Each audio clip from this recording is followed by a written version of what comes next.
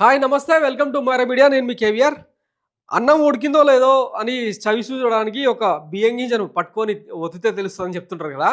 ఇప్పటికే కూటమి సర్కార్కు అంతులేని అధికారం ఇచ్చినాం కదా. ఆంధ్రప్రదేశ్ ప్రజలు 164 సీట్లు 22 ఎంపీ స్థానాలు ఇచ్చి వాళ్ళను సీఎం సీట్ మీద కూర్చోబెట్టు బాగానే ఉంది. మరి ఈ 6 నెలల్లో ఏం జరిగింది అన్నది ఒకసారి రివిజన్ చేసుకుంటే 6 నెలల్లో ఏం లేదు. మధ్య ఆంధ్రప్రదేశ్గా మారింది, గంజాయి ఆంధ్రప్రదేశ్గా మారింది, బీహార్ ఆంధ్రప్రదేశ్గా, నేరాంధ్రప్రదేశ్గా మారింది ఆంధ్రప్రదేశ్. సో ప్రతి ఒక్కళ్ళు మాట్లాడుకుంటున్నా, ఏ రచ్చకట్ట కాడ కూర్చున్నా, ఏ నలుగురు కూర్చున్నా కూడా బాబు గారేంటి, బాబు గారి పాలన విధానం ఏంటి అన్నది తీవ్రమైన డిస్కషన్కి వస్తుంది. ఎందుకంటే రైతాంగం ఈరోజు తీవ్ర ఒడిదుడుకులు ఎదుర్కొంటుంది. గతంలో ఆర్బీకే సెంటర్లు ఇవన్నీ పెట్టి విత్తనాలు ఇచ్చే దగ్గర నుంచి ధాన్యం కొనుగోలు చేసేదాకా అన్నీ కూడా ప్రభుత్వమే భరించింది. నష్టమో కష్టమో రైతాంగం కోణంలో అది సరిపోదు. అంటే వైఎస్ జగన్మోహన్ రెడ్డి చేసిన ప్రయత్నం కొంతవరకు ఓకే, కానీ అది సరిపోదు. ఇంకా అంతకు మించే చేయాల్సి ఉంది. అది చేస్తామని చెప్పే కదా కూటమి సర్కార్ అధికారంలోకి వచ్చింది. ఈరోజు ఏమైంది, రోడ్ల మీద వరిధాన్యం రాసులు, వాటిని కొనడానికి దళారులు, పక్క రాష్ట్రాల్లోనేమో 2000 పైచిలకు క్వింటాల్ పలుకుతూ ఉంటే మన దగ్గరనేమో 1400 వరకు ఇష్టానుసారంగా కొనేస్తూ ఉన్నారు. అడ్డికి పావుషేర్ లెక్కన దోసుకొని పోతా ఉన్నారు. దీనికి తోడు మళ్ళీ మన డిప్యూటీ సీఎం పవన్ కళ్యాణ్ గారు ఏం చెప్తారు, కాకినాడ పోర్టు దగ్గర 3 చెక్ పోస్టులు పెట్టినా కూడా బియ్యం అక్రమ రవాణా ఆగట్లేదు, ఎవరిని బ్లేమ్ చేయాలో తెలియట్లేదని వాళ్ళ చెప్పుతో వాళ్ళే కొట్టుకుంటున్నారు అన్నమాట. సో ఇది జరుగుతున్న తతంగం. దీని సంగతి పక్కన పెడితే ఈ 6 నెలల్లో ఎన్ని రకాల అరాచకాలు జరిగినాయి, దీని మీద కూటమి సర్కారు ఏమన్నా బాధ్యత వహించిందా, జవాబుదారీగా వ్యవహరించిందా? ఒకసారి చూడండి. హత్యలు దాడులతో రాష్ట్రం అల్లకల్లోలం, ఆగని అత్యాచారాలతో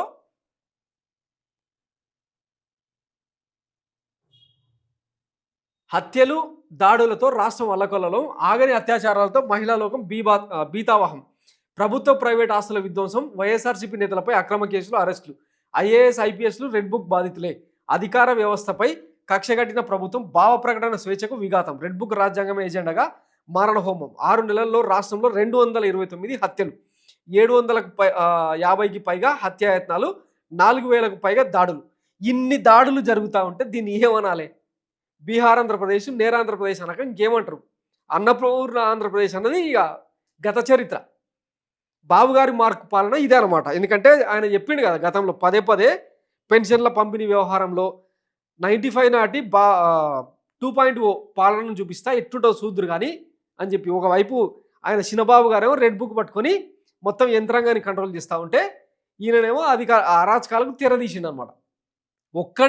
ఒక్కడికన్నా రాష్ట్రం అంటే, రాష్ట్రంలో వ్యవస్థలు అంటే, రాష్ట్రంలో పోలీస్ యంత్రాంగం అంటే భయం ఉందా? ఇష్టానికి పెట్రోల్ పోసి తగలబెడుతున్నారు. క్లాస్ రూములు లేదు, బయట ఓపెన్ ప్లేసెస్ లేవు, బహిర్భూమికి వెళ్ళే ప్రదేశాలు లేవు. అక్కడ ఇక్కడ ఎవ్వరికి ఏం నచ్చితే అది. 7,000కు పైగా ప్రభుత్వ ప్రైవేట్ ఆస్తుల ధ్వంసం, 126 అత్యాచారాలు, లైంగిక దాడులు, వాళ్ళలో 12 మందిపై అత్యాచారం, హత్య, శాంతి భద్రతలు మృగ్యం, సామాన్యుడి బతుకు ఛిద్రం, అధికారిక గుండాగిరితో బరితెగిస్తున్న చంద్రబాబు ప్రభుత్వం. ఇంత జరుగుతుంటే మనం అంతులేని అధికారాన్ని ఉపయోగించి ఏం చేయాలి? శాంతి భద్రతల కోణంలో, ప్రజల మాన ప్రాణాలు కాపాడే కోణంలో ఎట్లాంటి ఉక్కుపాదం మోపాలే? అవేం లేవు. ఎంతసేపు ఉన్న వైఎస్ఆర్సీపీ కార్యకర్తలు పోస్టులు పెట్టిన వాళ్ళు. నిన్న మొన్న చూసినాం కదా, వరికోటి ప్రేమ్ సాగర్ అనే ఒక వ్యక్తి ఏదో సర్కాస్టిక్గా, సెటైరికల్గా ఇసుక మాఫియా, మద్యం సిండికేట్ ఎట్లా తయారైందనేది ఒక వీడియో రూపంలో చేసి పెడితే ఆయనను తెల్లవారుజామున ఇంట్లో ఆడపిల్లలు కూడా వదిలేసి 3 గంటల టైంలో అరెస్ట్లా. ఎవడు చెప్పిండు? హైకోర్టు ఏమో సాక్షాత్తు బిఎన్ఎస్ అంటే భారత న్యాయ సంహిత కింద ఈ సోషల్ మీడియా అరెస్టులు ఉండకూడదు అని చెప్పి అక్షింతలు వేస్తున్నా కూడా మనకేమో సోయి రాదు. ఎవరి మీద రివెంజ్ తీసుకోవాలంటే వాళ్ళ మీద కేసులు పెట్టడం, మనోభావాలు దెబ్బతిన్నాయని చెప్పి పెట్టేయడం, రాసేయడం, పోయి ఎత్తుకొచ్చేయడం రాత్రికి రాత్రి. ఇది జరుగుతుంది. నేరాలు చేస్తున్నానేమో పట్టుకునే దిక్కు లేదు. ఇది జరుగుతున్న తతంగం. అరాచకాలే బ్రాండ్, అదే బాబు గారి ట్రెండ్. చంద్రబాబు ప్రభుత్వం దాపరికం లేకుండా అరాచకానికి బరితెగిస్తుంది. లోకేష్ ఫోటోలతో సహా రెడ్ బుక్ హోర్డింగ్లు ఏర్పాటు చేయడం ద్వారా మారణ హోమంతో బీభత్సం సృష్టించడమే ప్రభుత్వ ఎజెండా అని అధికారికంగా ప్రకటించడం టీడీపీ కూటమికే చెల్లింది. తద్వారా టీడీపీ గుండాలు కత్తులు, కర్రలు, బాంబులతో యథేచ్ఛగా దాడులు చేయాలని ఆదేశించింది. అందుకు పోలీసులు సహకరించాలి లేదా పక్కకు తప్పుకోవాలని స్పష్టం చేసింది.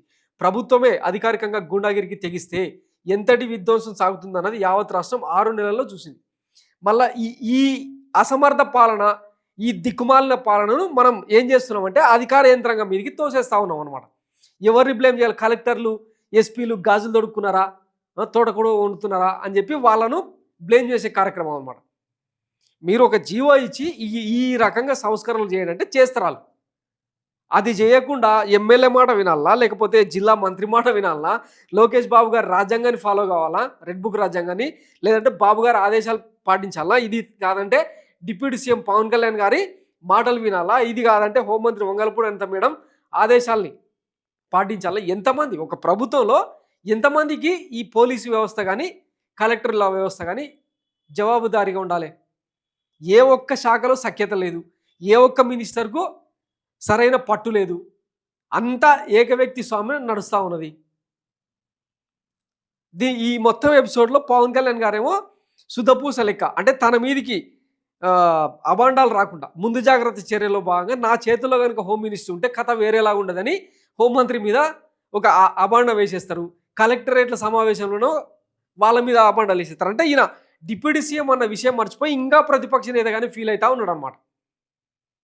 సో ఇది జరుగుతుంది. 100% స్ట్రైక్ రేటు ఇది అన్నట్టు. రాష్ట్రంలో అప్రకటిత ఎమర్జెన్సీ, రాజ్యాంగ హక్కుల కాలరాత, సోషల్ మీడియా కార్యకర్తలపై వేధింపులతో చంద్రబాబు ప్రభుత్వం అరాచకం పతాక స్థాయికి చేరింది. ప్రభుత్వ వైఫల్యాలను ప్రశ్నిస్తున్న సోషల్ మీడియా యాక్టివిస్టులపై అక్రమ కేసులు నమోదు చేస్తూ అక్రమ నిర్బంధాలు 3rd డిగ్రీ ప్రయోగిస్తున్నారు. భౌతిక దాడులకు దిగుతూ కోర్టు ఆదేశాలను ధిక్కరించి మరీ వేధింపులకు దౌర్జన్యాలకు తెగబడుతున్నారు. ఎమర్జెన్సీ తరహా పాలనను కూటమి సర్కారు రాష్ట్రంపై రుద్దుతోంది. సెక్షన్లు మారుస్తూ చట్టాలను ఏమారుస్తూ రాజ్యాంగాన్ని అపహాస్యం చేస్తోంది. ఇప్పటి వరకు 253 అక్రమ కేసులు నమోదు చేసి 822 మందికి నోటీసులు ఇచ్చి 85 మందిని అక్రమంగా అరెస్ట్ చేసింది. అన్ని ఇల్లీగల్ డిటెన్షన్సే, ఏ ఒక్కటి కూడా కోర్టుల్లో నమోదవుతున్న పరిస్థితి లేదు. కోర్టులే స్వయంగా ఆక్షేపిస్తూ హెబియస్ కార్పస్ పిటిషన్లు ఒక రాష్ట్రంలో ఇన్ని ఫైల్ కావడం ఏదో చెప్పి అప్పట్లోనే చాలా సీరియస్గా చేసినా కూడా మనం ఏం చేస్తున్నాం, ప్రతిదానికి డైవర్షన్ పాలిటిక్స్ను తీసుకొచ్చి పెడతా ఉన్నాం అనమాట. ఇటు చూడండి, అటు తిరోగమనం, ఇటు దోపిడిమయం. గడిచిన 6 నెలలు డైవర్షన్ పాలిటిక్స్. ప్రతి నెల ఒక టాపిక్తో, తిరుపతి లడ్డు దగ్గర నుంచి రేషన్ బియ్యం వరకు అన్ని గోబెల్స్ ప్రచారమే. సీజ్ ద షిప్ అంతే అనమాట. జూన్లో రుషికొండ భవనాలు, జూలైలో శ్వేతపత్రాలు, మదనపల్లి ఫైల్స్, ఆగస్టులో ముంబై నటి కాదంబరి జత్వాని మహాపతివ్రతకు న్యాయం చేసే కార్యక్రమం, సెప్టెంబర్లో ప్రకాశం బ్యారేజీని బోట్లతో ఢీకొట్టి గేట్లను పడగొట్టాలని ప్లాన్ చేశామంటారు. దానిలో నిందితులేంది, అసలు నిజంగానే కుట్ర జరిగిందన్నది ఈ రోజు వరకు ఎవరికి తెలియదు. తిరుమల లడ్డు కల్తీ ప్రచారం. అక్టోబర్లో మా కుటుంబాన్ని తీసుకువచ్చాడు. నవంబర్లో 14 వీళ్ళ కుటుంబాన్ని మీన్స్ అంటే జగన్మోహన్ రెడ్డి, షర్మిల ఆస్తుల పంపకాలకు సంబంధించి ఎంత పెద్ద గాయగత్ర అయిందో చూసిరు కదా, అదనమాట. తర్వాత నవంబర్లో 14 లక్షల కోట్లు అప్పన్నారు. సెకి ఒప్పందంపై తప్పుడు ప్రచారం. అదాని గ్రీన్ ఎనర్జీతో చేసుకున్న ఒప్పందం ఆఖరికి బిస్కెట్ అని నేను తొలి రోజు నుంచే చెప్తా వచ్చిన. ఈరోజు అదే జరిగిందనమాట. డిసెంబర్లో రేషన్ బియ్యం, సీజ్ ద షిప్. ఇట్లా మనకు పాలన చేత కాదు. ఏమన్నంటే 14 లక్షల కోట్లు అప్పు చేసిన రాష్ట్రం, ఆర్థికంగా దివాలాలో తీసిన రాష్ట్రంలో ఎన్నెన్ని హామీలు ఇచ్చినాం. సూపర్ 6 అని టీడీపీ చెప్పే, షణ్ముగ వ్యూహం కింద పవన్ కళ్యాణ్ చెప్పే మొత్తం 10 రకాల హామీలతో ముందుకొచ్చి జగన్మోహన్ రెడ్డి కంటే మంచి పాలన, మెరుగైన సంక్షేమం, అంతకు మించిన అభివృద్ధి అని చెప్పారు. మరి డబ్బులేది? సంపద సృష్టి మాత్రం ఓన్లీ కార్యకర్తలకు, క్యాడర్కు, లీడర్లకు, దోసుకున్నోడికి. ఇది జరుగుతూ ఉందన్నమాట ఈ 6 నెలల పాలనలో తతంగం. సో ఇక ఇప్పటికి కూడా రియలైజ్ కాకపోతే ఇంతకు మించిన వరెస్ట్ సిచ్యువేషన్ ఆంధ్ర రాష్ట్రానికి నిజానికి చెప్పాలంటే ఇది ఒక చీకటి యుగం అనమాట. స్వర్ణాంధ్ర ఇవన్నీ పక్కన పెట్టండి, గోల్డెన్ ఎరా ఇవన్నీ పక్కన పెట్టండి. చీకటి రోజులు నడుస్తున్నాయి. విద్య లేదు, వైద్యం లేదు, అమ్మాయిల మీద అఘాయిత్యాలు ఆగట్లేదు, మహిళలకు రక్షణ లేదు.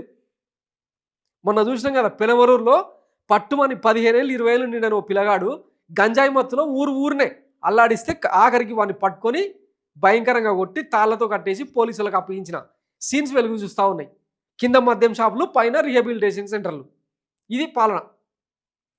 సో ఇంకెప్పుడు సోయికి వస్తారు అన్నది వేచి చూద్దాం. Thanks for watching Myra Media. నేను మీ కేవీఆర్. Thank you.